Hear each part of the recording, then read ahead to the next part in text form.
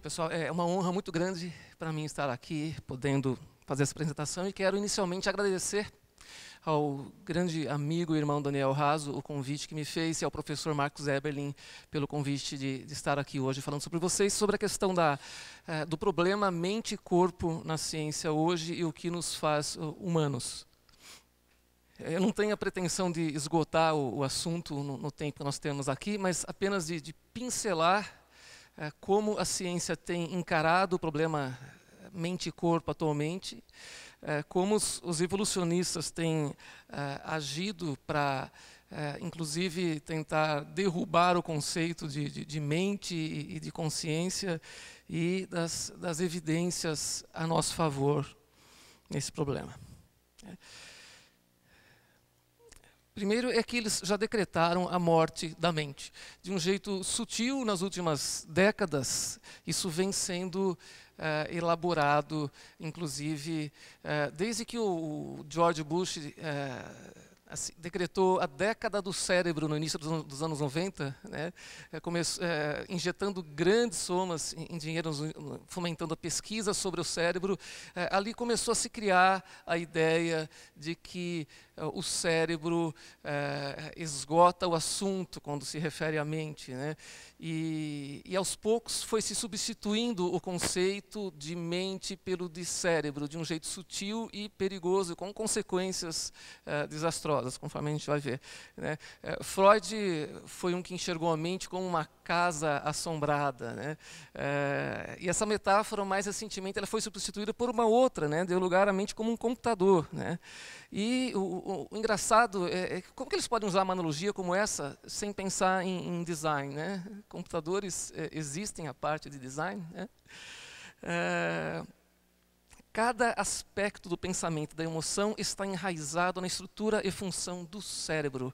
Isso é o que o Steve Pinker, um pensador, acredita ao falar sobre a mente, né? A mente já saiu da jogada, é o cérebro, né? Ele acha que todas as funções mentais podem estar resumidas nas funções cerebrais. Mas o cérebro é um computador, né? Segundo Steve Pinker, a capacidade do cérebro de processar informação é o que permite aos seres humanos ver, sentir, escolher e agir, né? Ok, sim, o computador é essencialmente um aparelho desenhado para processar informação, né? Joia, então nós descobrimos como a mente funciona, mas e de onde veio o software que roda, né? Assim também ninguém responde a isso. E de onde vieram as condições iniciais? Também ninguém responde a isso. Estritamente falando, um computador apresenta a mesma lógica de um ábaco. Ele é um ábaco mais sofisticado, né? Não passa disso, né? Mas o que seria de um ábaco se não houver quem o manipule? Então, também não esgota o assunto a enxergar o cérebro como um computador, ou equivaler a mente ao cérebro. Isso aqui é interessante, é trecho de troca de e-mails no ano de 2011 entre neurocientistas e filósofos. Aqui o organizador de um colóquio sobre mente e cérebro, dando uma chamada nos colegas filósofos, assim, como que eles ainda usavam o termo mente, como que nenhum dicionário de filosofia ainda possui o verbete cérebro, né? E de um jeito muito ríspido, né? Muito grosseiro. Inclusive, acho que o tamanho da letra, a resolução não permite a vocês lerem, né? Mas eles dizem, o assunto é: vamos estudar a estrutura que é a própria razão de ser, a própria razão de existirmos, ou seja, o cérebro. Eu acho intrigante, se não pretensioso, que um grupo de pessoas que faz o maior dos usos de uma estrutura também simultaneamente faz a maior das tentativas para dizer nada sobre como ela funciona. Ele está dizendo como é que filósofos que pretendem dizer tudo sobre como o cérebro funciona não falam sobre estruturas cerebrais, né? Mas, assim, os filósofos não acreditam que estão falando sobre cérebro, e sim sobre mente, né?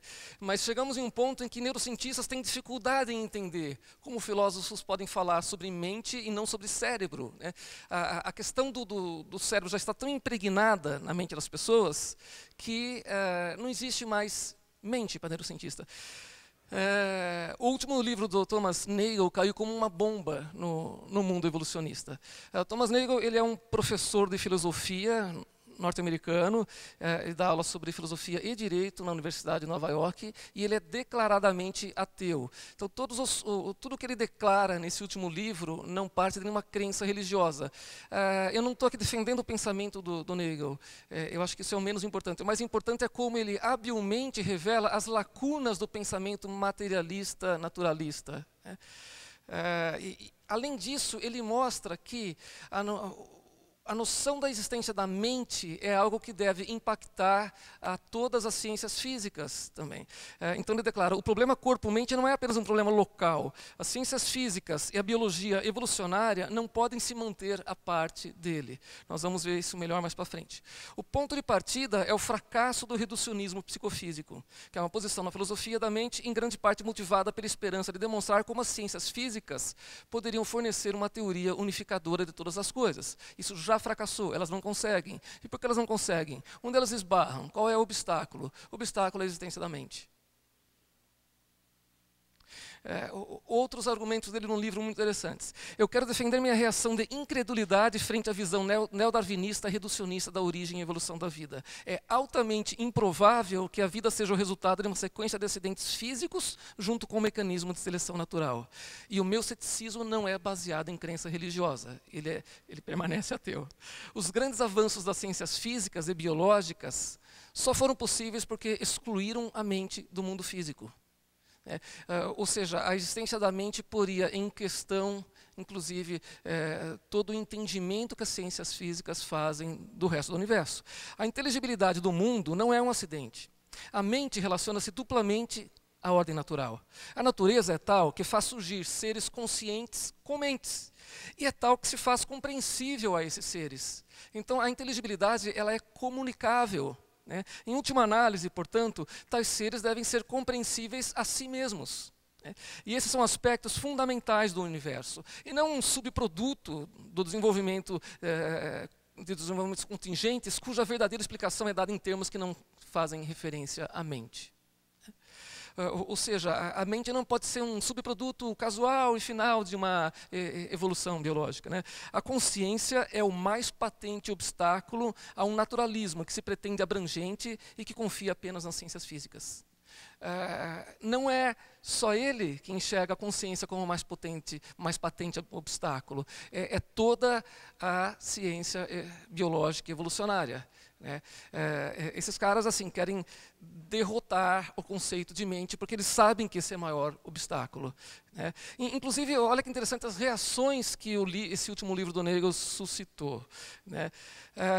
Os proponentes da evolução têm de fato respondido a ele com um orquestrado até tu, Nagel. Você vai nos trair agora? Tendo gastado todas as suas carreiras, suportando ataques contra a evolução que vêm de criacionistas religiosos de direita, eles agora se acham tendo que defender-se no seu flanco esquerdo. E aqui um dos que fizeram uma review do livro disseram, olha, não há nada no livro do Nagel que apoia ou simpatiza com o ponto de vista religioso. Mais que isso, Nagel está procurando aperfeiçoar a ciência, até mesmo expandi-la e não repudiá-la. Mas quando se questionam dogmas da ciência materialista naturalista, eles não pegam bem. O livro vai ter efeitos perniciosos no mundo real. Eles não estão questionando o seu livro, se o argumento do Nagel procede ou não, se é verdadeiro ou falso. Eles não questionam isso. Eles questionam o efeito pernicioso que isso vai ter. E acrescentam, vai ser usado como uma arma. A linguagem bélica é interessante, eles estão em guerra. Vai ser usado como uma arma, causando dano na educação de estudantes de biologia. Então, o que está em jogo para os evolucionistas nesse momento? Isso é interessante. Esse é um artigo recente, saiu um mês ou dois atrás, 10 de outubro de 2014, pouco mais de um mês atrás, escrito por um professor de psicologia e neurociência em Princeton. né, no New York Times. O que ele argumenta? Ele começa o artigo dizendo o seguinte, olha, das 3 questões fundamentais sobre a condição humana, 2 já foram respondidas. Ele acredita que já, tá? Mas vamos lá. Quais são as 2 respondidas? A primeira é, qual a nossa relação com o resto do universo? Copérnico já respondeu isso. Nós não somos o centro, somos um fiapo numa vastidão na periferia do universo. Né? É óbvio que ele deve estar raciocinando aqui em termos de centro espacial, né? E não de centro enquanto sede da vida inteligente. Né? Segunda questão que eles acham que já responderam. Qual a nossa relação com a diversidade da vida existente? Darwin respondeu. Não somos um ato especial da criação. Somos um raminho na árvore da evolução. É curioso chamar de raminho na árvore da evolução, esse raminho que somos os únicos seres inteligentes, racionais, criativos e morais que conhecemos. Né? Somos chamados de raminhos. Terceira pergunta, qual a relação entre nossas mentes e o mundo físico? Né? Aqui não temos, isso é ele dizendo, aqui não temos uma resposta estabelecida. Exato. A ciência não tem uma resposta a respeito da relação entre nossas mentes e o mundo físico. Ou seja, entre nossa mente e o corpo, entre nossa mente e o cérebro. Sabemos alguma coisa sobre o corpo e sobre o cérebro, mas e sobre a vida subjetiva interior? Nada. A ciência é incapaz de explicá-la. Né? E ele vai além, isso ainda é o texto dele, do neurocientista. Né? Como o cérebro vai além de processar informação para se tornar subjetivamente consciente da informação? Né? Primeiro, ele está acreditando que cérebros processam informações. Não, pessoas processam informações. Né? Segundo, o cérebro também não se torna subjetivamente consciente da informação. Nós nos tornamos conscientes da informação, não o cérebro. Né? Mas a resposta dele é curiosa. Né? O cérebro não faz isso. O cérebro não se torna consciente do processamento de informações. Essa consciência da subjetividade, ela não existe. Ela é uma ilusão criada pelo cérebro. Né? Então, joia, achamos um jeito de tirar o último obstáculo do caminho que é a consciência. Basta a gente dizer que ela não existe. Ela é uma ilusão criada pelo cérebro. É um neurocientista dizendo isso. Mas ele apresenta alguma evidência disso? Não. Né? Ele está simplesmente propondo uma mudança de ponto de vista. Isso é textual, está no texto dele. Né? Olha, uma mudança de um ponto de vista que ele chama de crédulo e egocêntrico para um ponto de vista cético e levemente desconcertante. Ou seja, ele está baseando todo o paradigma dele aqui em um ponto de vista. E um ponto de vista não é uma vivência subjetiva. Né? Ou seja, ele está baseando a construção do argumento dele na subjetividade. E ele, ao mesmo tempo, diz que subjetividade não existe, é uma ilusão. Né? Então, como ele pode não se sentir vítima da própria ilusão que ele está criando? Né? Se a consciência é mera ilusão proporcionada pelo cérebro, como ele pode ter certeza do que ele está propondo? Ele pode estar sendo iludido, né?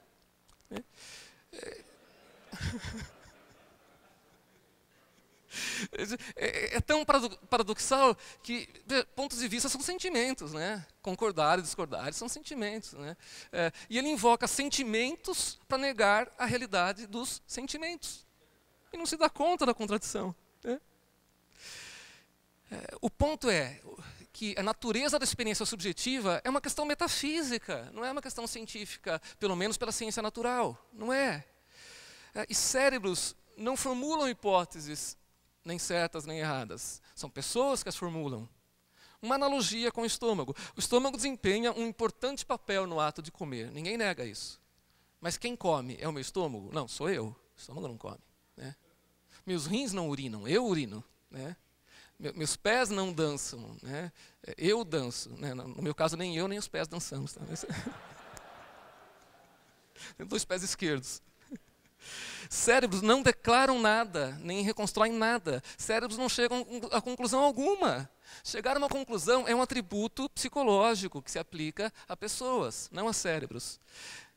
E a única coisa que o texto dele me leva a pensar é o seguinte: então, se eu estou consciente de que eu não sou consciente, então eu sou consciente de que eu não sou consciente, de forma que eu sou consciente.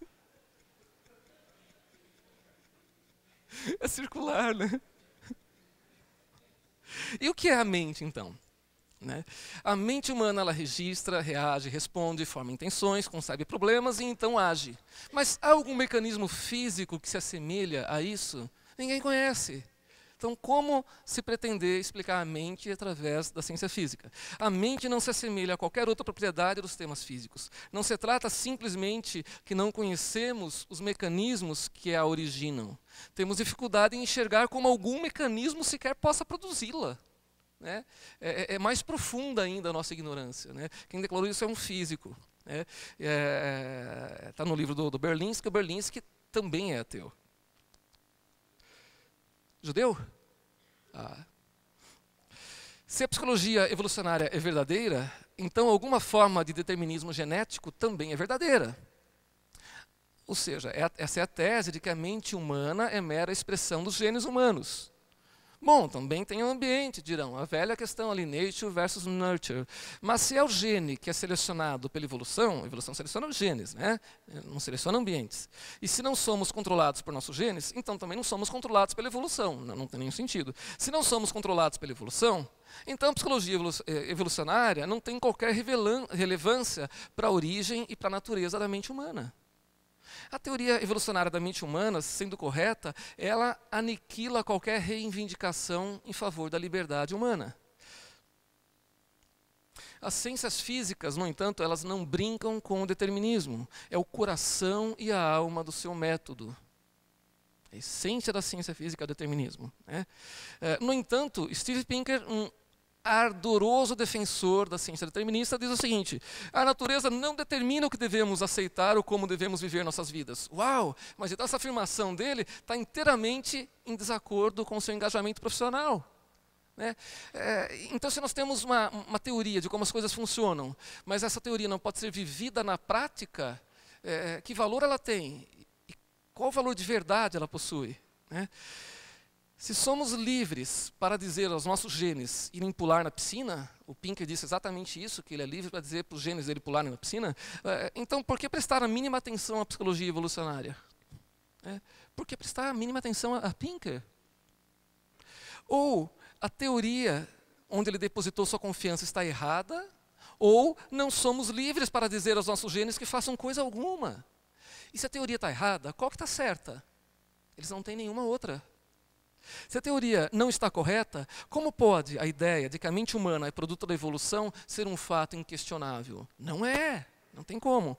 Nós não possuímos uma teoria científica séria que possa explicar os poderes e propriedades da mente humana. Na psiquiatria, a gente se depara com essas questões na vida real, na prática. Né? E acho que são questões interessantes para se pensar. Né? Quem ou o que adoece na psiquiatria? Né? O que tratamos na psiquiatria? Acho que tem uma analogia aqui mais fácil de entender. Um pâncreas doente produz um indivíduo com diabetes, o que aumentará suas limitações na vida. Mas a doença não afeta a totalidade do seu ser. Ele não se resume à diabetes dele. É até por isso que,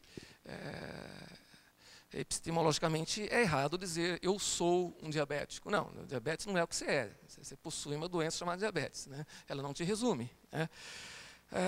A psiquiatria conhece, talvez, duas doenças que podem ser compreendidas como doenças do cérebro, em que existem evidências de um cérebro doente, em que existem evidências suficientes para equivalê-las ao entendimento que se tem das demais doenças clínicas. A esquizofrenia e o transtorno bipolar. Né? E aí é interessante, porque podemos ter um indivíduo que tem que lidar com as limitações impostas ao seu cérebro por sua doença. Do mesmo jeito que, de repente, um amputado, um diabético, um hipertenso teria que lidar com certas limitações. Né? Mas, se o cérebro e a mente são a mesma coisa, que é o que eles alegam, como seria possível que o indivíduo pudesse perceber o seu delírio como um delírio e não se deixar influenciar por ele? Mas isso acontece?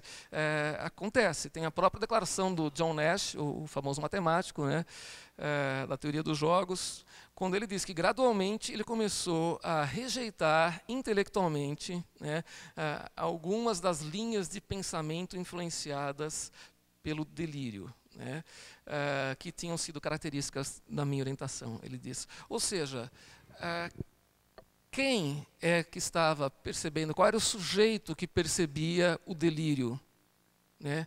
Isso só faz sentido pensarmos se tivermos aí um dualismo cérebro e mente. O cérebro está doente. A mente se mostrou capaz de perceber a doença do cérebro e de não se deixar influenciar por ela. Então existe um dualismo cérebro-mente. Eles não são equivalentes, não são a mesma coisa. Né? Mas e os danos cerebrais?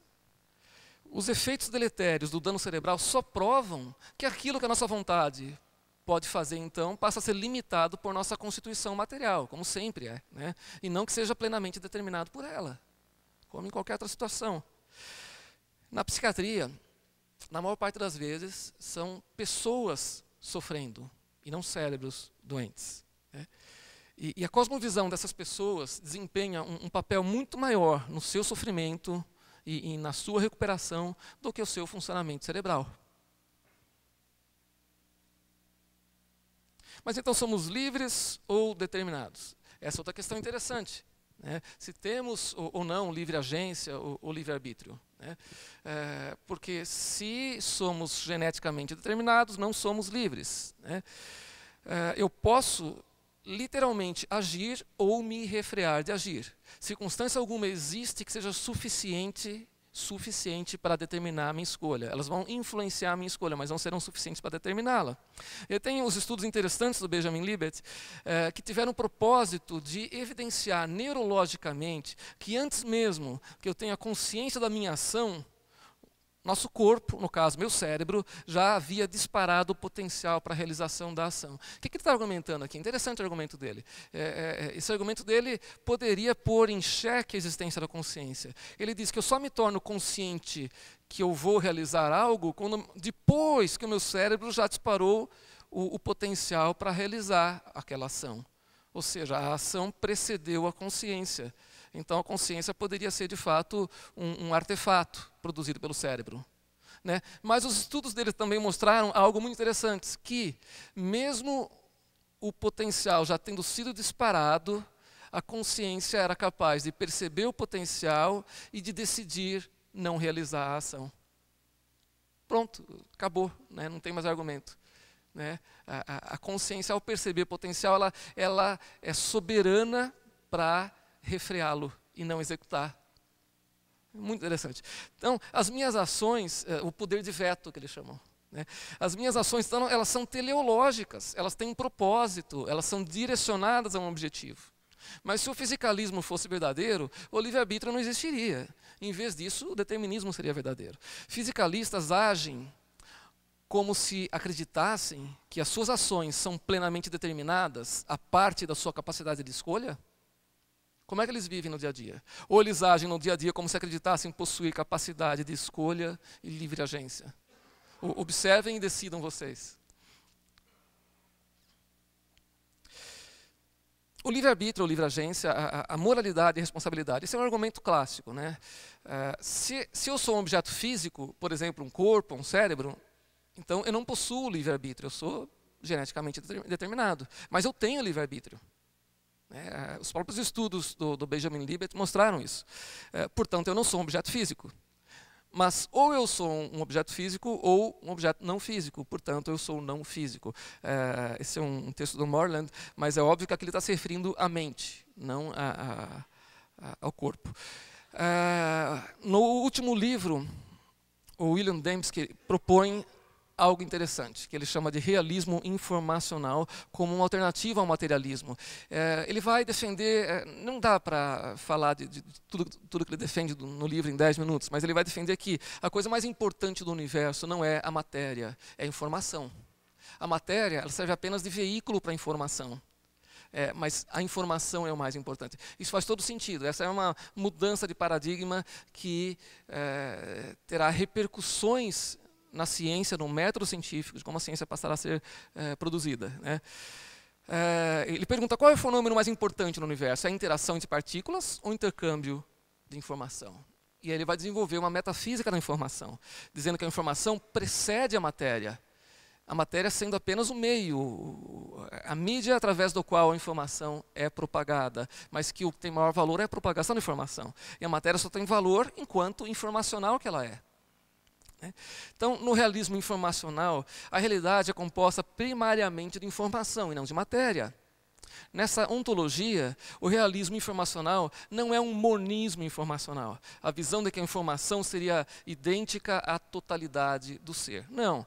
Trata-se de uma ontologia relacional, onde as coisas existem na medida em que interagem via informação com outras coisas. Ele vai defender a liberdade com limitantes. Em resposta ao porquê as coisas acontecem, o materialismo tem o seguinte slogan: elas acontecem ou pelo acaso ou pelo acaso e necessidade. As coisas ocorrem por pura espontaneidade ou por compulsão inescapável ou por uma combinação das duas. Já no realismo informacional, quando algo acontece, acontece por realizar uma possibilidade à exclusão de outras. Isso é um ponto que ele vai desenvolver no livro, interessante, desenvolvendo matematicamente. Como comunica-se uma informação ao se escolher algo em detrimento de todas as outras possibilidades. Então, escolher o próprio ato de escolher é um ato informacional. Isso é muito interessante. Ele vai falar sobre necessidade, acaso e design. Mas quando ele fala sobre necessidade e acaso, não na mesma ótica dos evolucionistas. Necessidade e acaso como indiretamente teleológicos.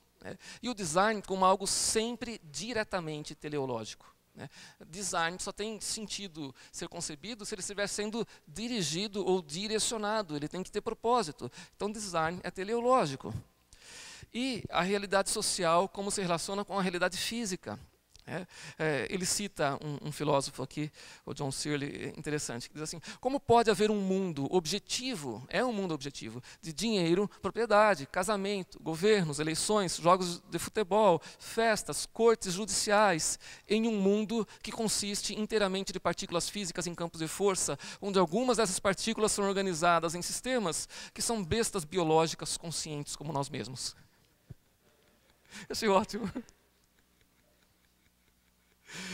Este mundo físico não dá conta de explicar nem a existência de valores, e nem de valores como beleza, bondade, amor e nada disso, e nem dinheiro, jogos de futebol e cortes judiciais. Ambas são realidades informacionais para o Dembski, tanto a social quanto a física. Elas simplesmente operam dentro de limitantes diferentes. Mas como é que a gente consegue estudar ambas, se uma está no mundo físico e outra não? É aí que ele propõe esse realismo informacional que daria conta de explicar e estudar ambas essas realidades. E como entender então a questão mente e corpo? É necessário primeiro entender os conceitos de substância e propriedade. A substância ela é uma coisa em particular. Ela não pode estar em dois lugares ao mesmo tempo. Propriedades universais podem, o quente, o doce, o amargo, o azedo, podem estar presentes em várias substâncias simultaneamente. Uma substância pode alterar suas propriedades. Por exemplo, um cavalo pode mudar, a pelagem dele pode mudar de cor com o tempo, mas ele não deixará de ser um cavalo. A substância é uma entidade essencial ou básica, ao contrário das propriedades, que se aderem às substâncias. Um cavalo vai ter propriedades como peso, altura, cor, idade, e nenhuma dessas propriedades altera a substância dele, que é cavalo. Tem poderes causais a substância. Por exemplo, um cavalo come capim, ração, serve de montaria para uma pessoa, isso são propriedades causais. Substâncias não possuem propriedades causais. Então, a definição clássica aqui é do dualismo de substâncias. A mente de uma pessoa não é uma propriedade do seu corpo, não é meramente uma propriedade, mas é uma substância distinta que também possui as suas propriedades, como o estado de alerta, e interage com o corpo dessa pessoa. E nem o corpo de alguém é uma propriedade da sua mente. O corpo também possui propriedades, como pesar 90 quilos, e que interage com a mente. Propriedades da mente. Vamos falar sobre algumas. As principais são atitudes propositivas. Que consistem em um direcionamento cognitivo que se realiza em direção a uma proposição. Crença, descrença, confusão, bem como esperança, medo e desejo, são atitudes propositivas em relação a coisas no mundo. Intencionalidade é um aspecto delas. das atitudes propositivas, né? E é um estado de mente irrefutavelmente subjetivo, né? E não pode ser reduzido a propriedades naturais. A intencionalidade não pode ser explicada pelas ciências físicas, né? Esse entendimento tem implicações no conceito de verdade e também na natureza e no conhecimento da verdade. Concluindo, algumas conclusões e algumas perguntas. O materialismo não permite seres responsáveis por suas ações. Fazemos o que nossa constituição material nos leva a fazer. Mas como fica então a questão da moralidade? Para onde vai todo o sistema judicial e a doutrina do direito onde ele se baseia? Né? Eles são materialistas? Não, eles não são. Eles não poderiam subsistir se fossem materialistas. Esse pensamento já apresenta consequências visíveis na sociedade? Eu acho que sim. Nós cotidianamente vemos pessoas, pelo menos, usarem como pretexto o pensamento materialista naturalista para se eximirem de culpa, né? Não, mas é porque eu fui abandonado quando criança, é porque eu fui abusado, por isso que eu me tornei o que eu sou hoje, né? Ou seja, o materialismo é uma teoria científica frouxa que acaba tendo consequências sociais graves.